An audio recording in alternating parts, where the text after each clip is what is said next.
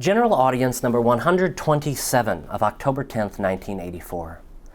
We are continuing to outline the spirituality of married life in the light of Humanae Vitae. According to the teaching contained in Humanae Vitae, in conformity with the biblical sources and the whole tradition, love is a power from the subjective point of view. That is, it is a capacity of the human spirit of a theological, or rather theologal, that is, divine, character. It is thus the power given to the human person to participate in the love with which God Himself loves in the mystery of creation and redemption. It is the love that rejoices in the truth from 1 Corinthians 13, verse 6. That is, in which spiritual joy, the Augustinian frui, about every authentic value is expressed. A joy similar to the joy of the Creator Himself, who saw in the beginning that everything was very good. Genesis chapter 1, verse 31. While the powers of concupiscence tend to detach the language of the body from the truth, that is, try to falsify it, the power of love, by contrast, strengthens it ever anew in that truth, so that the mystery of the redemption of the body can bear fruit in it. The same love that makes possible and brings about conjugal dialogue according to the full truth of the life of the spouses is at the same time a power or capacity of a moral character actively oriented toward the fullness of the good, and for this reason, toward every true good. And thus its task consists in safeguarding the inseparable unity of the two meanings of the conjugal act that the encyclical deals with. See Humanae Vitae, paragraph 12. That is, in protecting both the value of the true union of the spouses, namely personal communion, and that of responsible fatherhood and motherhood, in the mature form that is worthy of man. According to the traditional language, love, as a superior power, coordinates the acts of the persons, of the husband and wife, in the area of the ends of marriage, although in approaching the issue, neither the conciliar constitution nor the encyclical used a traditional language, defining the hierarchy of ends, procreation, mutual aid, and remedy of concupiscence. They nevertheless speak about that to which the traditional expressions refer.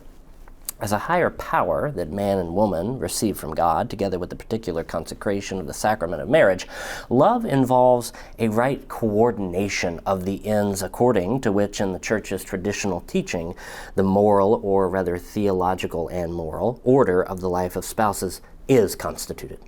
The teaching of Gaudium et Spes, as well as that of Humanae Vitae, clarifies the same moral order in reference to love, understood as a superior power that gives adequate content and value to conjugal acts according to the truth of the two meanings, the unitive and the procreative, in reference for their inseparability. In this renewed orientation, the traditional teaching on the ends of marriage and on their hierarchy is confirmed and at the same time deepened from the point of view of the interior life of the spouses, of conjugal and familial spirituality. Analysis of the virtue of continence.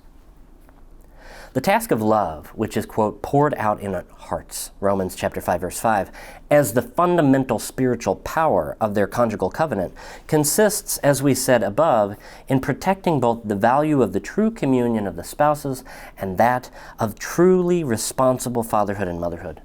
The power of love, of authentic love in the theological and ethical sense, expresses itself in this, that love rightly unites the two meanings of the conjugal act, excluding not only in theory, but above all in practice, the contradiction that could come about in this area.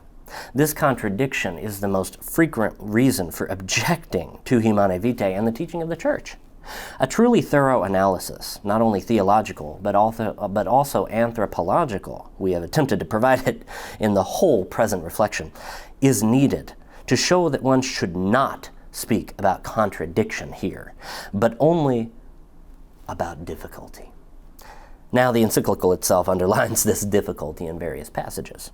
The difficulty derives from the fact that the power of love is planted in man, threatened by concupiscence.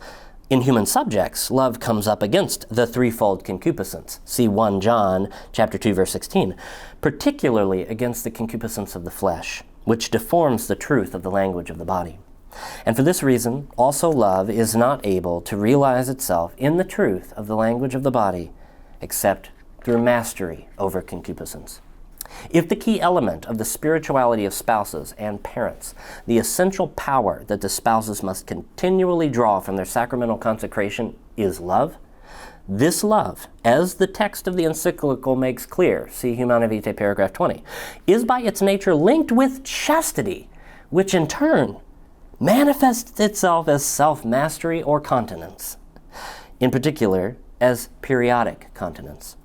In biblical language, the author of Ephesians seems to allude to this when in his classical text he exhorts the spouses to be, quote, subject to one another in the fear of Christ. Ephesians chapter 5, verse 21. One can say that Humanae Vitae constitutes precisely the development of this biblical truth about Christian conjugal and familial spirituality. To make this development clearer, however, what is needed is a more thorough and in-depth analysis of continence and of its particular meaning for the truth of the mutual language of the body and conjugal life, and indirectly in the wide sphere of the reciprocal relations between man and woman. We will take up this analysis during the next Wednesday reflections.